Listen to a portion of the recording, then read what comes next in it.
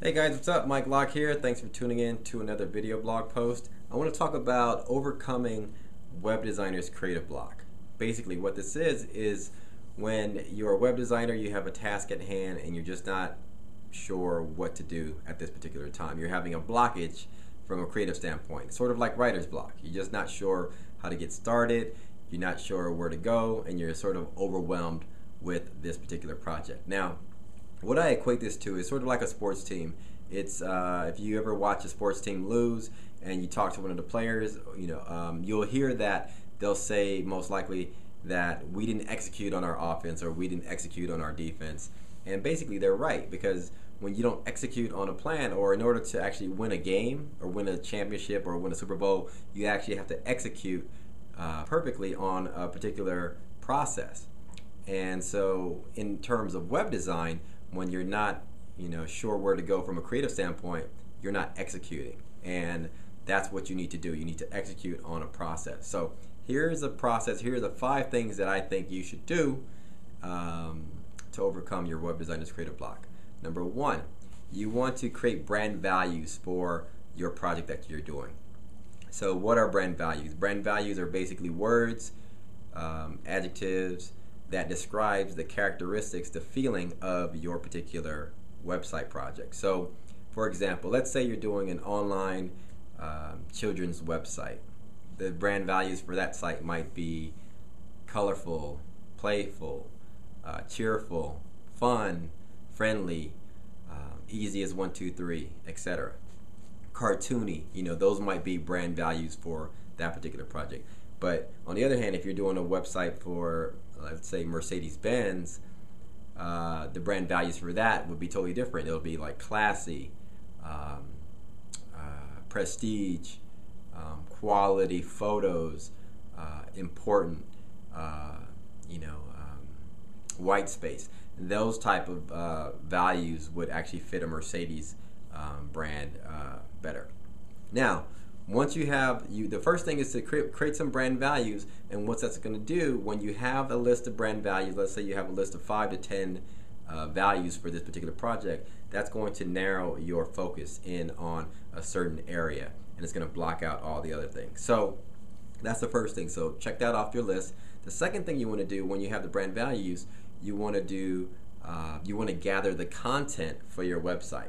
You want to gather and organize the content for the website. Now, if in my opinion, if I can't have content for my particular website, if I can't gather this from, I can't get this from the client, or I can't come up with this on my own, I don't really do any design work, because if I don't have the content, the way I look at it is, if in order to actually process and organize a website, you have to know how it works. So the content for the website is, in my opinion, is the most important thing.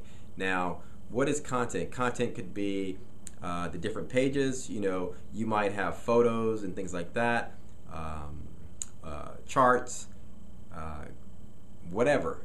You have to gather that information and understand what you're going to be putting down on your website before you actually start designing anything. So, for example, let's say you're doing a golf website. I know for a fact that there's going to be some quality photos that I'm going to be dealing with. So I need to maybe gather those photos and then organize those. And then with those photos, I might be able to be inspired by that and know I might put these photos on the home page or on certain pages, right? So if you're doing a website, after you've created your brand values, go over to iStock Photo and search and browse around a few pages and see if there's any inspirational photos that you can grab from there. Or maybe you're doing a website for the local restaurant. You might go down there and you might take some photos, okay? So this is what you want to do. You want to gather the content, gather the information for the website before you actually do anything. So brand values, gather and organize the content, check those 2 off. The third thing you want to do is you want to do the research. Okay, now this is now you're actually getting somewhere. After you have the brand values and you have the content, you can sort of zone in on certain websites.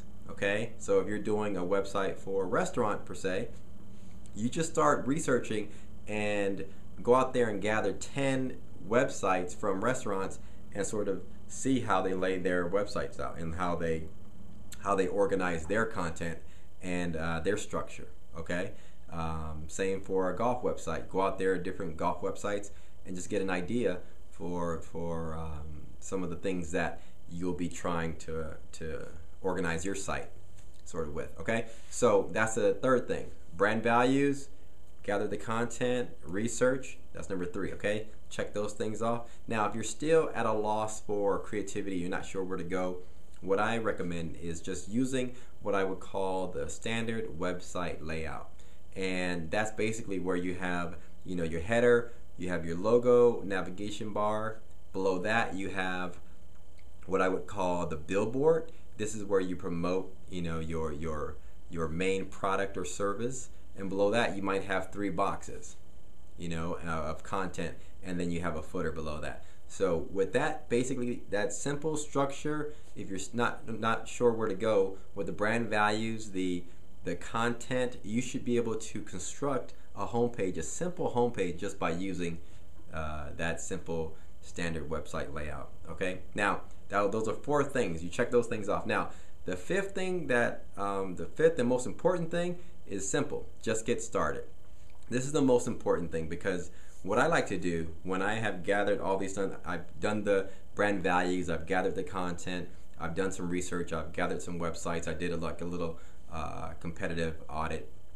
Basically, just get started, because the quickest you can get started, you'll start to find out things that you like, things that you don't like, and you'll be able to make changes on that pretty quickly. So I might go through 10 versions, 10 concept website versions before I actually hone in on one particular version.